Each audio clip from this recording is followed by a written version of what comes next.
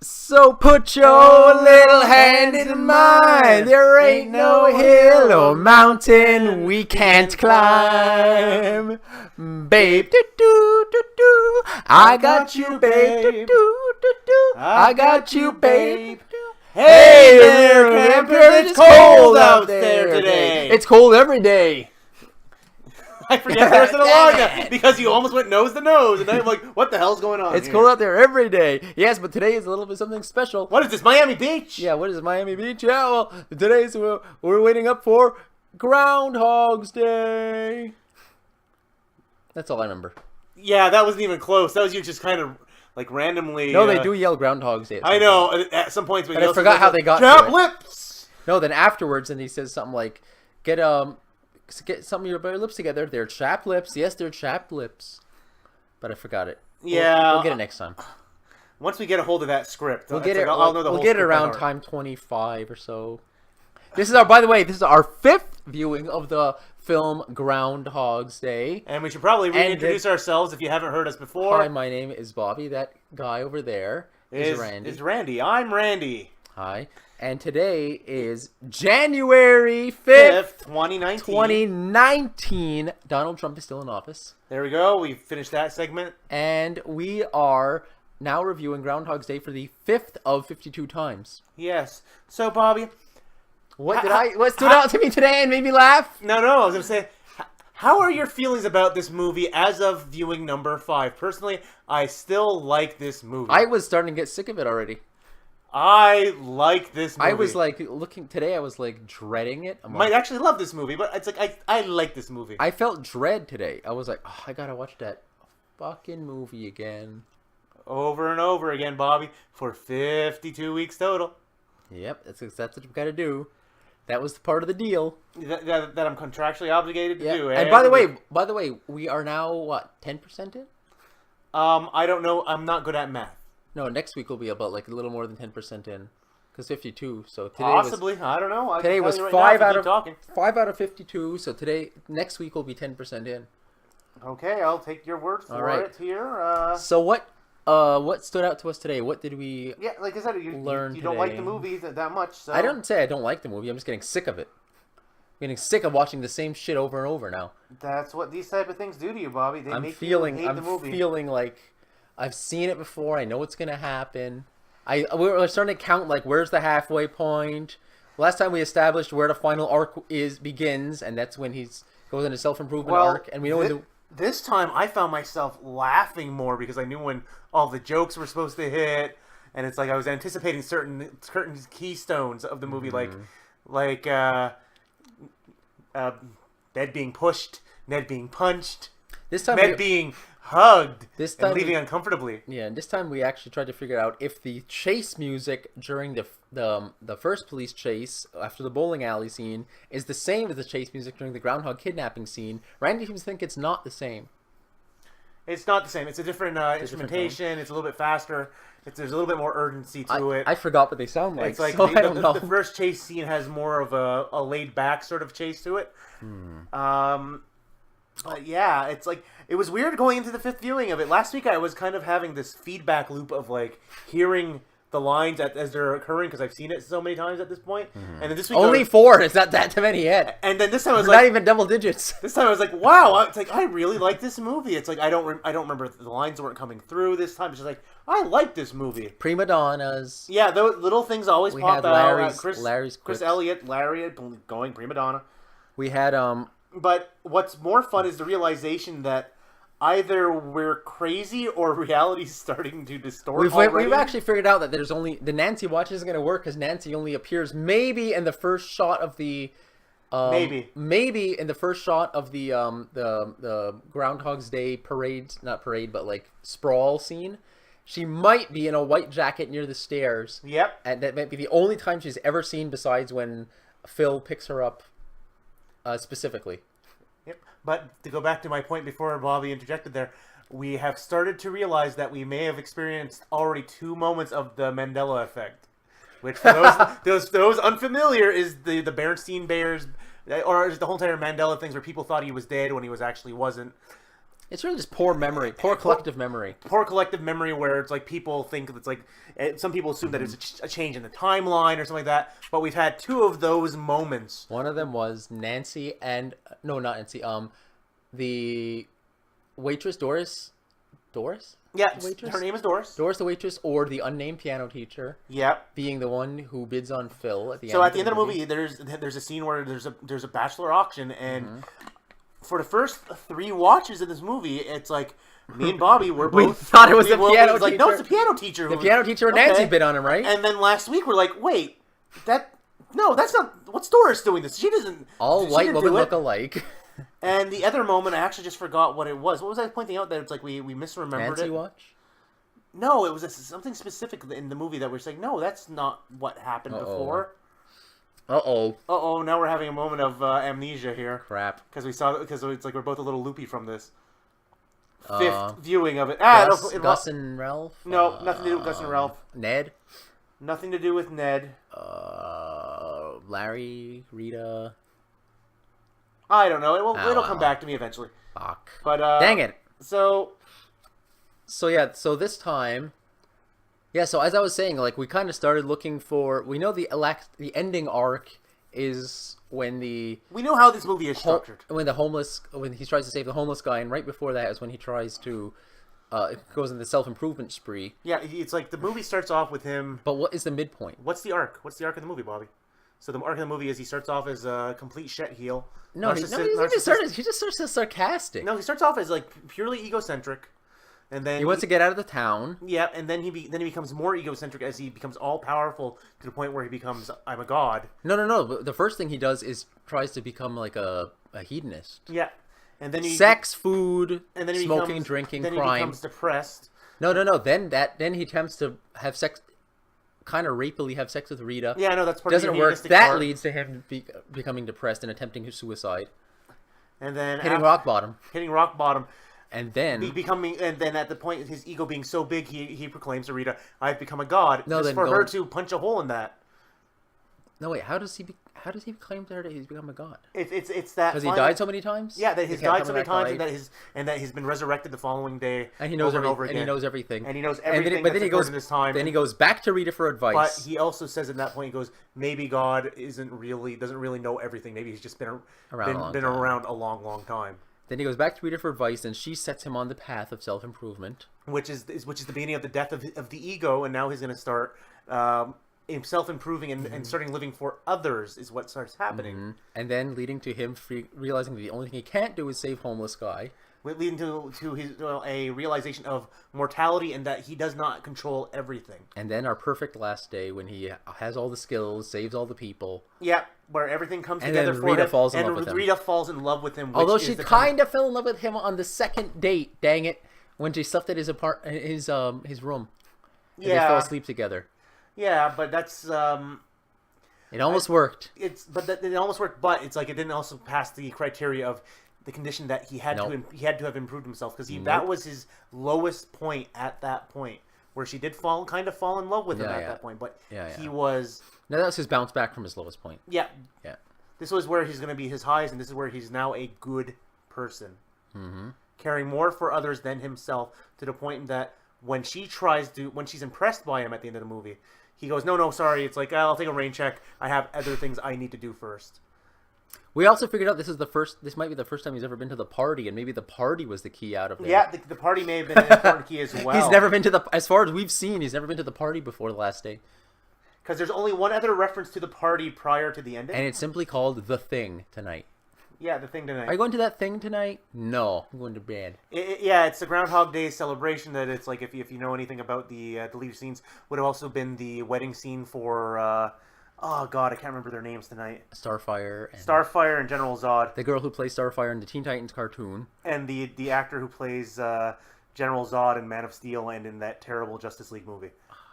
Now it's going to bother me. Debbie and something Kleiser. Tom, is it? No. Oh well, doesn't matter. We'll get it next time. Yeah, it's like for some reason today we're both extremely tired and out of the movie. Randy was yelling at me for nodding off a couple of times during this watch, but I did not nod off. I stayed awake. Your eyes were closed and your head was down. That was nodding off. No, but I was awake. I was like opening them repeatedly. I was like, I'm awake, I'm awake, I'm awake. I'm awake. Oh, I'm not asleep. And you said that a couple times, Bobby, when I didn't even go, Bobby, wake up. You're like, no, I'm awake. It's very late. It's 6:49 p.m. It's almost my bedtime. Yeah, if you haven't realized, Bobby's like about 60 years old. His sundowning. No, I'm over 30. And it's all down here from there. I'm over 30, and it's basically the same as being 60. Yeah, basically. Once you hit over that 30, it's like you're old. You can't keep your eyes open. You can't stay awake.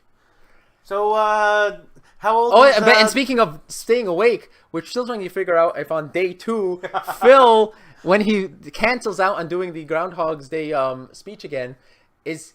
The clock, we cut back to him in his hotel room, talking on the phone to, I guess, somebody on the phone company saying, what do you mean all the long-distance lines are down? The clock says 4:02, I believe, and we're trying to figure out if it's 4:02 p.m. or 4:02 a.m. Because I don't know how to read the clock to tell you. Has he been up all freaking night long, all fucking night long, if you will, trying to talk to this person and trying to get the phone lines open? Because he's wearing pajamas, and then he's changed, yeah. And then he just looks at the clock, staring at it. And I say that it's 4 a.m., but it could also be 4 p.m. He could have been going to bed early. It's dark outside, and he's well over 30. Yeah, it's dark outside. He could be tired. He could be fed up with the whole day and just want to go to sleep. Yeah. But I guess we should talk about the elephant in the room. There's the whole thing where it's like we start arguing about the stupidest things because we've seen this movie now. The first big battle was the police officer dies, or no, he doesn't. Okay. And the new one is the man in the hallway. No, he works there. No, he doesn't. Yeah. Why would he be wearing a suit, Randy, if he didn't work at the first guy, when Phil comes out of the room and says, "Hey, going to see the groundhog?" I thought that guy worked at the hotel. Okay, now tell me why you think he works at the bed and breakfast. Because he's greeting the guests. He didn't say sir. He literally walked up the stairs, saw him, and went, he didn't say sir? No, he doesn't say sir. I thought he said sir. He never says sir. He goes, oh, hey, you going to see the groundhog? He's a very jovial, large man, and he's dressed in a suit. He's wearing a suit. Just like Phil. Another Mandela effect. I wasn't sure if he was holding a bag, but I guess he wasn't. Wearing a bag. It's like, and then your argument of like, well, why would he be going back upstairs? Yeah. Like, to go back to his room to get his jacket. Because it's about approximately 6:15 at this point. Yeah, it's like he could have been an early riser. Maybe 6:30. 6:15 to 6:30. And Phil is going downstairs, and that guy's coming up. Yeah, but when Phil goes downstairs, you still see people that are... It's still early in the morning. So I was under the assumption that guy worked at the hotel and was greeting him as he came out. No, he was coming up the stairs as... So that guy woke up at 6. Before 6, yeah, had breakfast. Woke up at maybe at 5:30, got up before Phil, got showered, got dressed, went downstairs, had breakfast, then decided to come back up and get his bag, and he happened to see Phil. He never had a bag. He's coming up to get his jacket, is my assumption. No, he's wearing a suit. Yeah, I mean, he's coming up to get his jacket or his bag or whatever. And he happens to see Bobby's very Phil. obsessed with the idea of him having a bag. And then he sees Phil, who he'd never met in his life. You've never done that to somebody before. It's and like said, "Hey, going to see the groundhog?" Yeah, he's making small talk. But he was so enthusiastic. It sounded like he was a hotel greeter. No, he's not the hotel greeter at all. He's the man in the hallway. So who the fuck works at this bed and breakfast? You have Mrs. Lancaster, the elderly proprietor. That's it. And then you also have there's somebody who's dressed entirely in pink, and she's wearing like almost like a server's uniform that you see in the background of some of the shots. I'm assuming there might be others, but there must be at least. I don't think that old lady can cook all that food by herself. No, there's not. But it's like she's dressed as. There's got to be at least a couple of working in the kitchen. She's dressed in a style of a server, or even as somebody who's like a cook. How many guests were at this place? A lot. There was like I saw in the dining room. There was like a family, and we also figured out that there was at least like quite a lot from the Jeopardy scene. We can see there's quite a lot of elderly guests there. Yeah, it's like there was like what 6, 8 elderly guests. Let's say about 2 or 3 couples of so we'll say at least 3 at least 3 couples. But there was about 6 elderly people, and then there was 2 younger ones that were there, and was the guy who greeted Phil? Nope, and in that shot, I saw a fat man with glasses. Not him, different person. And then there was also all white men look alike to me. And then there was a family that was eating in the dining room of this bed and breakfast, which, by the way, if you look at the house they show for the exterior shots, does not match up to the sizing they're showing for the interior shots. I still don't even know where the hell that living room is in relation to the kitchen and the dining room area. And I've noticed on this viewing, I gotta double check, but I believe that the piano teacher's house is on that street that he walks down. But we saw her coming from the right. Yeah, we saw her coming from the right. And we know that he walks straight. But it's like it's there. It's like I saw a similar front porch. So maybe I have to watch it. Maybe they're all built on the same. Maybe that's what I'm thinking. But it's like that's because we know that like. Okay, we know that. Oh, make sure that doesn't start off. We know that there's like a T junction, and the T is like right in front of his bed and breakfast, right? It's like it's an inverted T with the stalk going straight ahead. We know the piano teacher comes from the right arm of the T, and he walks straight down like the body, the stalk, to get to the Groundhog Festival, and so does the piano teacher. Yeah, that's what we said. But I swear, how could her house be on straight ahead if it's on the right? I think it might have just been one of those situations where the exterior shot for the house was they did their scouting and said that we like to look for this house here. Who can we get? Okay, we're getting BTS now. Yeah. But I like that this episode is just us yelling at the mic. I want to do a little side segment called "What was Gus's career like in the Navy?" Yeah, well, you would have some more knowledge than I would. I went on the Wikipedia and tried to look up his different Navy jobs, and based on what Gus said, that he wishes he had stayed in for 20 years, but he didn't. Yeah, he could have got retirement at half pay. Yep. And the fact that we know that he's A, pretty chubby, and B, not very bright, I was thinking he was most likely. But also keep in mind, before you finish your thought, that he could have gained weight after. Yeah, that's what I was gonna get to. I was gonna say maybe the guy I was picking him as either a shopkeeper or, like I said, some kind of like he worked in like inventory, like he worked in the. Yeah, well, actually, if you look on the Wikipedia, the Navy, as you know, has aircraft carriers, and those aircraft carriers have all sorts of shops on them. It's like a city, you know. There's barber shops, there's stores. Where my cousin, well, not Navy was a naval reserves, and he had to go do a bunch of training on a bunch of stuff. So I think Gus could have ran one of the stores, maybe, or a barber or something like that. Really, a barber? It's like you would think he would have that job still in the town. He would be like not. Well, you never find out what his job is. I'm assuming he's like he was one of the miners back before the town closed. So then his job could have been like construction, or he could have just been like he could have been a CB, or he could have been some kind of like, as we said, I forget, I don't even know what the name is, but just like basically low level. Could have worked in the galley. You're a mopper. Pot scrubber. Mopper. Like, he could have been a cook, or he could have been like a nameless scrubber, because he definitely wasn't doing anything like engineering. The guy didn't seem that bright, unless, as I said, our fan theory goes, he used to be super fit and smart, and then beer rotted his brain and body. Yeah, but I don't see the guy the body, but I see it's like he must have been very low level, but it had to have been good enough for him to say that, man, I wish I had stayed in for at least 20 years. I don't see him as like a special. I don't see him as like a SEAL. I don't see him as nuclear. I don't see him as like doing radio tech, anything like that, engineering, electronics. I see him as like doing a simpler task. Yeah, it's like nothing great, but because otherwise he would be doing it now, as we said. And we both said, was it him or was it the other guy? Gus and Ralph? Was it Ralph who said my life is just like the same thing over and over every day? No, he asked him, it's like, what would you do if you were living the same life in the same place, stuck in the same place every day, same thing, same old. Yeah. And it's Ralph who goes, that's my life. That's my life every day. Meaning that their life never changes. The town is always the same.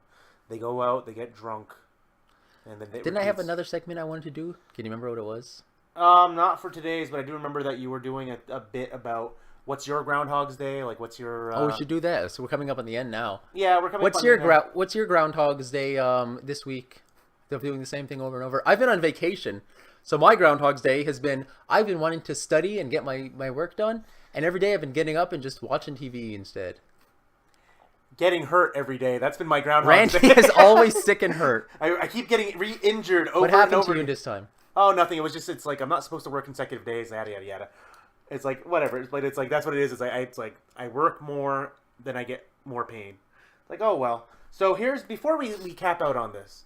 Because we won't go much past 20 minutes. Quiz for you, Bob. Oh, boy. To see how good your memory is of this film. Oh, boy. Who is the writer of the screenplay? Oh, how the fuck am I supposed to know that? I only learned in universe. 5 Harold times. Ramis. Half point. Who's the other one? Bill Murray. Greg Rubin.